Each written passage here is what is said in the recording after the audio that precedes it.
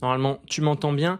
Je voulais te faire une vidéo super importante parce que aujourd'hui, il y a une phrase qui revient dans ma tête H24. C'est cette phrase, et je l'ai notée sur mon PC juste ici. C'est le gagnant a échoué plus de fois que le perdant n'a essayé. Et lorsque je l'ai entendue pour la première fois, il y a de ça 6 mois, 1 an, elle m'a vraiment fait un choc. Elle m'a vraiment fait un choc parce que elle est tellement vraie et la plupart des personnes n'en ont pas conscience que ça en devient dangereux. Je m'explique. De mon côté, j'ai échoué plein de fois et je continue d'échouer tous les jours. Et plus j'échoue, plus j'accueille l'échec. C'est-à-dire qu'il y a de ça un jour, même 2 jours, j'étais en appel de vente. J'avais eu 3 appels de vente dans la journée. Il n'y en a aucun qui s'est bien passé. Personne ne ressemblait à mon avatar. Soit j'ai chié complètement mon appel, etc. Et j'étais avec ma chérie, je suis allé la voir. Elle m'a dit Everything okay? Je lui ai dit No. And that's why it's okay. Et elle m'a dit, en gros, elle m'a demandé si tout allait bien. Et je lui ai dit non, il n'y a rien qui va. Et c'est pour ça que ça va bien. C'est-à-dire que c'est dans l'adversité, c'est dans la difficulté que je ressens un vrai impact dans ce que je fais et un vrai sens. Parce que si tout était facile, si tout venait à toi d'un seul coup, trop facilement, ça aurait pas de sens. Et ça aurait pas de goût, tu vois ce que je veux dire? Et plusieurs fois dans ma vie, j'ai eu des échecs tellement cuisants, des grosses baffes dans ma gueule, que parfois je prends du recul et je me dis heureusement que ça m'est arrivé. Et dans cette vidéo, je voulais repartir avec toi un peu plus dans le passé, quelques années dans le passé, pour te raconter quelques-uns de mes échecs qui m'ont aujourd'hui construit et qui m'ont permis d'avoir la vie que je veux. Et quels sont les échecs aujourd'hui auxquels je fais face qui me permettront de devenir le seul dans 1 an, 2 ans, 5 ans, qui aura atteint encore plus de choses. Et quand j'ai pensé à cette vidéo, je me suis posé, j'ai écrit quelques points sur mon ordi. Et un des échecs les plus lointains que je me souvienne, c'est lorsque j'avais perdu une finale au tennis en double avec mon pote contre des gars juste 1 an de plus que nous et ils nous avaient massacrés. Dans le sens où le tennis, quand j'étais petit, je voulais en faire vraiment un vrai projet. J'étais même champion départemental quand j'avais 7 ans, 8 ans. Et lorsque j'avais 9 ans, 10 ans, avec mon pote, on jouait en double, tu vois, on jouait en 2 contre 2. Et on faisait que gagner. On gagnait tout. Et on est arrivé en finale contre des gars plus forts que nous, plus âgés que nous. Et le match se jouait genre en 3 matchs. Il y avait un double et 2 simples.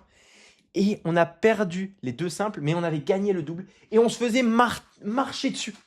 Les gens, ils nous visaient directement. Et en gros, ils faisaient exprès de tirer sur nous pour nous faire mal. Ils nous visaient.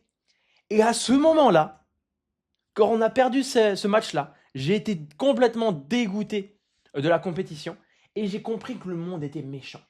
Parce que les parents et les entraîneurs des gens en face les encourageaient à nous tirer dessus, à être méchants contre nous. Et je te jure, genre, quand j'ai ressenti ça pour la première fois, moi qui étais tout le temps gentil, qui vivais dans un monde de bisounours, j'ai compris que le monde était méchant et que l'échec allait être quelque chose auquel j'allais faire face plusieurs fois dans ma vie. Et la deuxième fois où j'ai ressenti une vraie claque comme celle-ci, c'était lorsque j'avais 15 ans, 16 ans. Tu sais, lorsque tu passes du collège au lycée, on te fait passer quelques entretiens, notamment pour avoir des options. Moi, je voulais passer l'option anglais. Je voulais avoir l'anglais option européenne pour avoir 2 heures ou 3 heures de plus d'anglais par semaine parce que j'étais bon, j'aimais ça. Il y avait des cours de sport en anglais, il y avait des options baseball, histoire, il y avait pas mal de trucs en plus en anglais. Et moi, c'est un truc que je kiffais. J'étais le meilleur de ma classe en anglais. Et je suis allé à l'entretien, la fleur au fusil. Tous mes potes ont passé l'entretien parce qu'on voulait être tous ensemble dans la même classe. Et mec, je te jure, je suis allé à l'entretien, mais genre vraiment en mode c'est dans la poche, etc. Et lorsque je reçois les résultats, déjà, dans un premier temps, j'y crois pas parce que j'ouvre le résultat, je vois refuser et je vois qu'ils se sont trompés avec le nom d'un de mes potes qui était pas super bon en anglais. Et du coup, je me suis dit, ok, ça va, c'est pas moi, j'ai eu peur. Oh, heureusement, comment ça? Moi seul, le meilleur élève d'anglais de la classe, je n'ai pas eu mon option. Et il se trouve que ce pote-là, en l'occurrence, avait reçu ma lettre. Il a ouvert et pareil, refusé.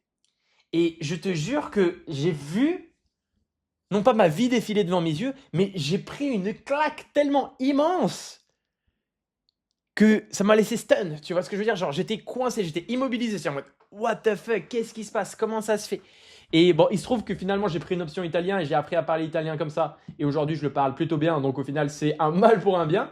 Mais sur le moment, cet échec, il m'a fait tellement, tellement mal. Et plus ça va, plus je me dis que tous ces échecs-là, parce que j'en ai eu des dizaines entre-temps, que ce soit dans le business, que ce soit dans mes relations, que ce soit dans le sport, que, mec, genre, si aujourd'hui, tu as des échecs cuisants tous les jours ou que tu en as vécu par le passé, il faut que tu les utilises comme force pour avancer.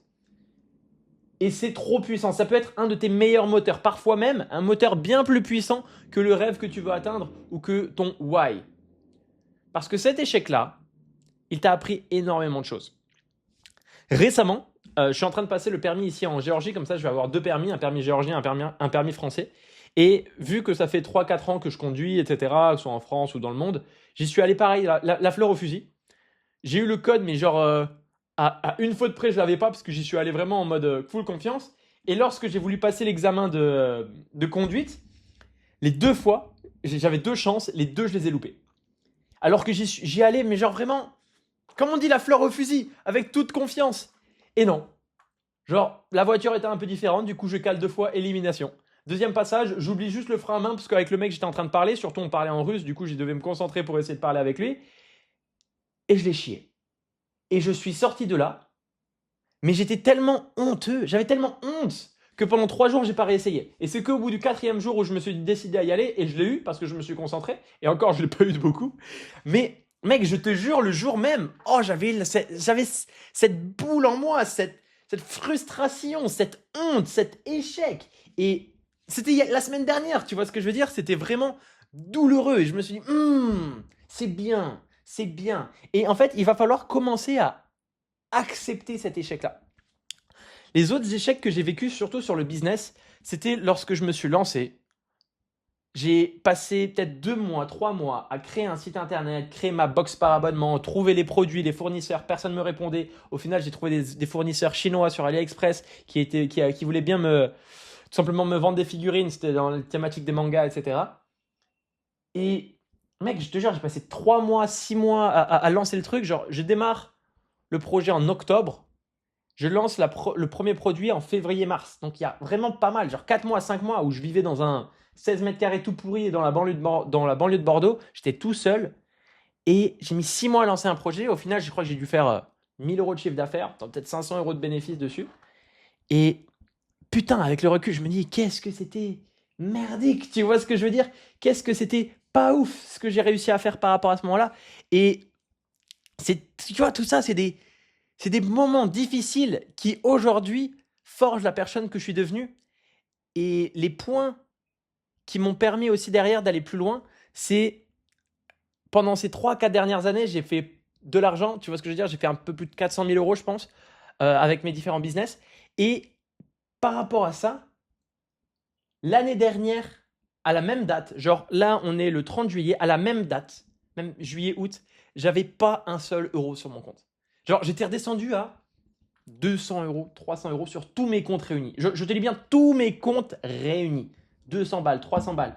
Moi qui me vantais d'avoir un business en ligne, d'être libre, de le montrer à mes parents, de le montrer à mes potes, de le montrer à mes frères et sœurs, de dire mais non, moi je suis pas dans le système classique, etc. Regardez, moi je fais mon business, je fais de la thune, etc. J'étais retombé à littéralement zéro, les gars. Et lorsque je m'en suis rendu compte, je me suis laissé aller. Tu vois ce que je veux dire? Je me suis laissé aller jusqu'à l'échec complet parce que selon moi, la balle a besoin de toucher le sol pour rebondir. Et la meilleure chose, c'est que j'étais conscient, tu vois, j'étais conscient de cet échec. J'étais conscient que j'étais dans un bad total, dans un échec cuisant. Mais je me suis laissé aller jusqu'au fond. Et à un moment donné, je me dis, ok, là j'ai touché le sol, je ne peux que aller plus haut. Et je suis allé faire 15 000 balles en 2 semaines. Tu vois ce que je veux dire? J'ai trouvé des clients supplémentaires. Je suis allé relancer des clients qui ne m'avaient pas payé. Plus, j'ai fait un peu de prospection. Et boum, j'ai réussi à faire entre 10 000 et 15 000 euros en l'espace de 2 semaines. C'était juste incroyable. Parce que ça m'a permis de reprendre confiance en moi. Parce qu'en tant qu'entrepreneur, et ça c'est une phrase super puissante aussi, c'est que ton mood et ta self-esteem, donc ton estime de toi-même, est souvent corrélée au chiffre d'affaires que tu fais. Et ça, c'est quelque chose qui fait mal. Surtout, tu vois, le mois de juillet, c'est un mois assez creux niveau business. Moi-même, je l'ai vécu, j'en ai été victime, entre guillemets. Et récemment, je me suis dit, mais en fait, arrête de t'auto-mutiler, arrête de te dire que c'est moins bien, que tu es moins bon, que tu es moins fort, que tu vas pas y arriver, parce que juste tu fais un peu moins de CA. Au contraire, il n'y a rien qui a changé dans ta personnalité, il n'y a rien qui a changé physiquement. Mais le simple fait de faire moins d'argent, ça te démotive de malade. Et tout ça, c'est des réalités que j'ai vécues, c'est des échecs que j'ai vécus et qui m'ont permis derrière d'aller plus loin. D'autres cas, c'était lorsque j'habitais à Bali avec mes deux potes. C'était en 2024. Je me souviens encore une fois à ce moment-là, j'avais plus du tout d'oseille. Mes potes m'avaient avancé 1 ou 2 loyers d'avance. Je suis sur une île avec ma meuf et avec des potes. Et j'ai pile assez d'argent pour rentrer à la maison.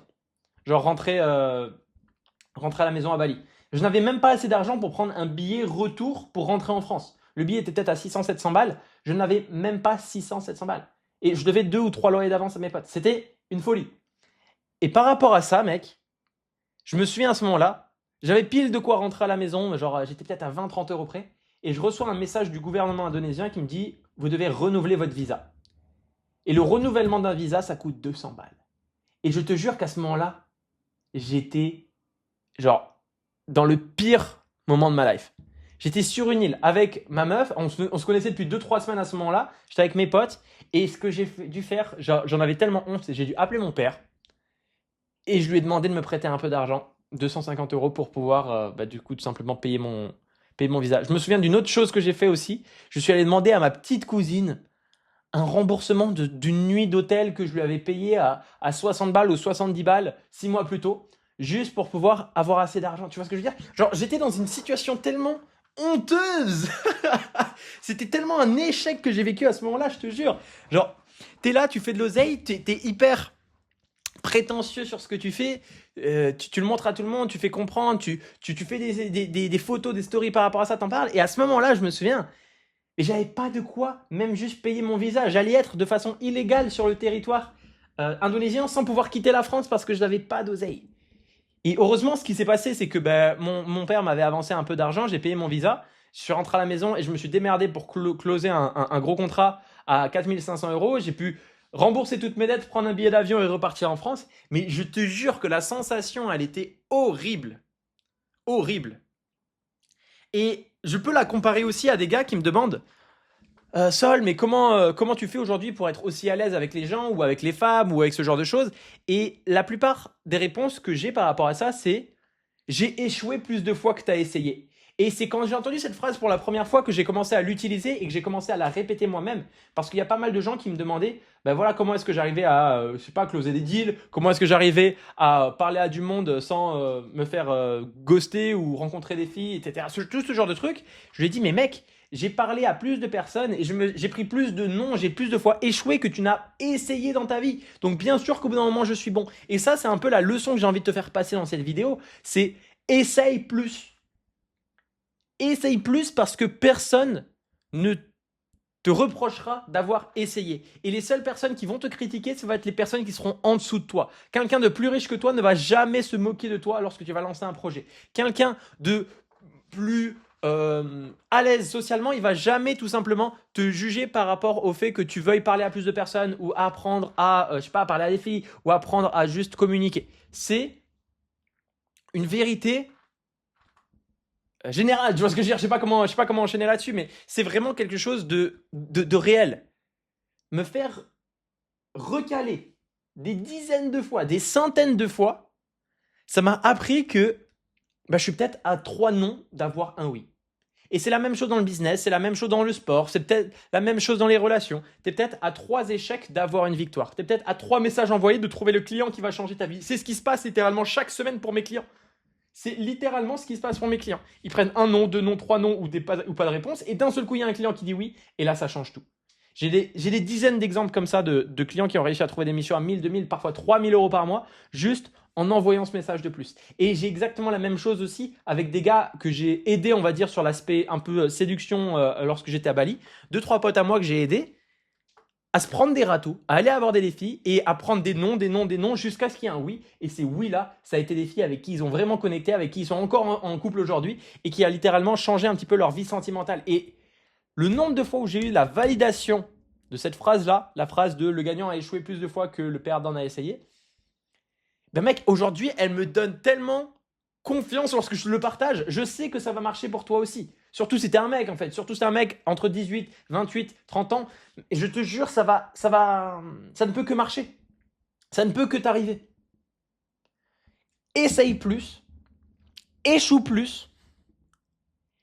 Et c'est comme ça que tu vas avoir plus de compétences. J'ai fait, je pense, un peu plus de 1000 appels aujourd'hui. Les gens me demandent, ouais, mais Sol, toi, t'es hyper à l'aise en appel. Mais j'en ai fait plus de 1000 des appels. Moi aussi, j'ai pleuré au téléphone. J'avais la main qui était comme ça lorsque j'appelais des gens parce que je ne savais pas quoi dire, je ne savais pas comment m'exprimer, je ne savais pas comment vendre mes trucs. Je te jure, c'était horrible. Mais j'en ai fait 1000. Du coup, crois-moi qu'au bout de 1000 vidéos, au bout de 1000 appels, je me sens plus à l'aise.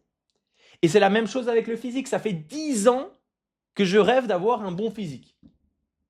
Et ça fait 4 ans que je m'entraîne en salle pour des résultats complètement moyens, voire médiocres. Et je te jure, c'était quelque chose d'hyper douloureux jusqu'à ce qu'il y a 4-5 mois, je mette en place les bonnes méthodes et que j'arrive vraiment à faire une transformation solide où on n'en est pas encore terminé.